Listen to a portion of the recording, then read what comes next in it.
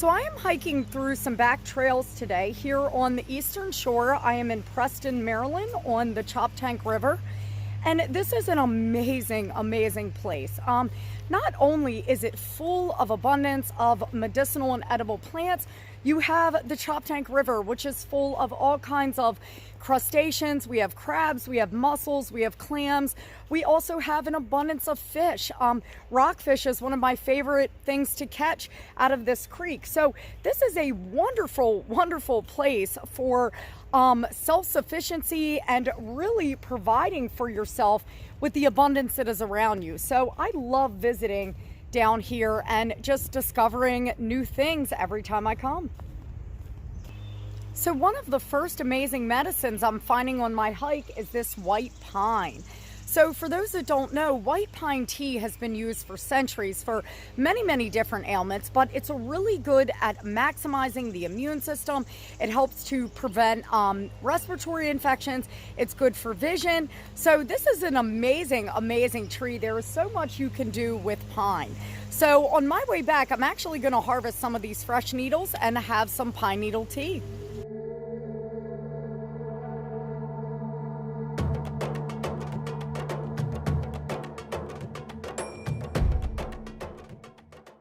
So now this tree behind me is an extremely useful tree.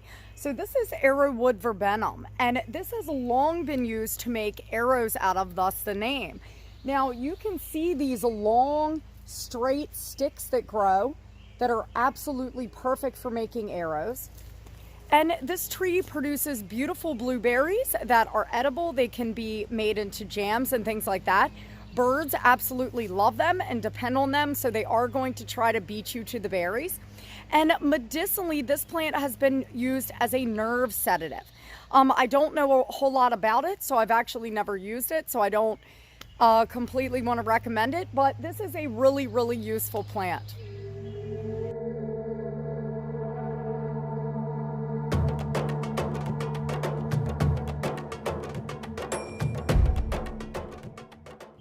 So one of the reasons I am here today is actually exploring and trying to find a good source of wild rice.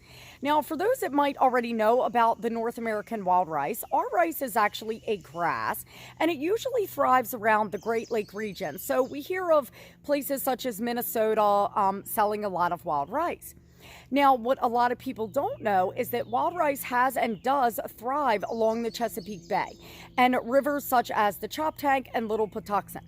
Now, right behind me is a little marsh that is a tributary to the Choptank River. So I am right now exploring on foot to try to find one of these good sources of native wild rice. My plan is to come back in October and try to harvest enough, at least for myself. I have something in the works, which I will be documenting and putting on YouTube very soon. But one of the things I need in order to do what I want to do is to have a good source of this native wild rice. And because I am a Maryland native, of course, I would prefer to get our species and our, area of this wild rice. So today I am basically just taking you guys on the journey with me, exploring for this wild rice and finding all the wonderful plants and sustainability that I love enjoying and learning about in any environment that I go to.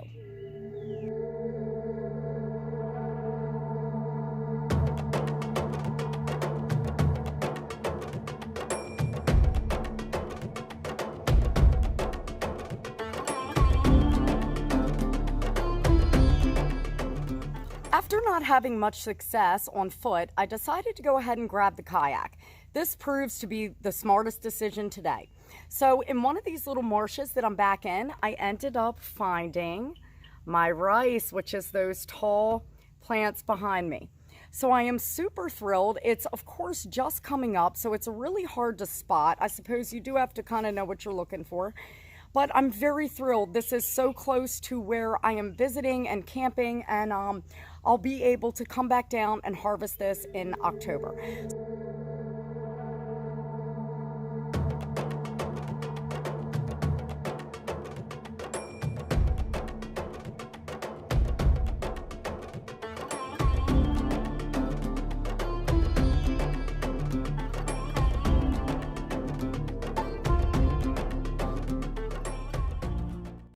I wanted to show everybody along this pathway that I've been finding all these pines and hemlocks and cedars.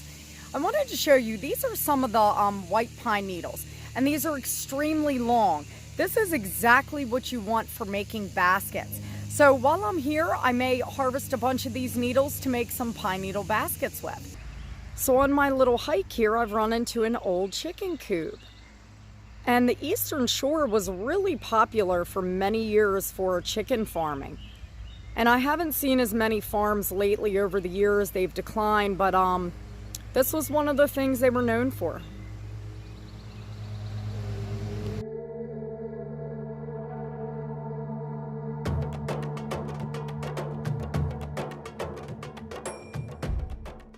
For the little bit of time that I've been here, this has been an amazing vacation. And I am not a visit cities kind of girl. This is the kind of vacation I love, where I'm able to explore the natural environment, to discover the abundance that is there, whether it is food sources and animal life, reptile life. We have the plant abundance, but it is to learn and to educate myself even further on native plants and native species in different areas. This is such an amazing place, full of so much life and abundance. I can see why many indigenous tribes for thousands of years spent their entire lifetimes along banks of these rivers. So I hope you guys enjoyed this video. Thank you again for following me on this amazing journey, and get outside, of course, and stay wild.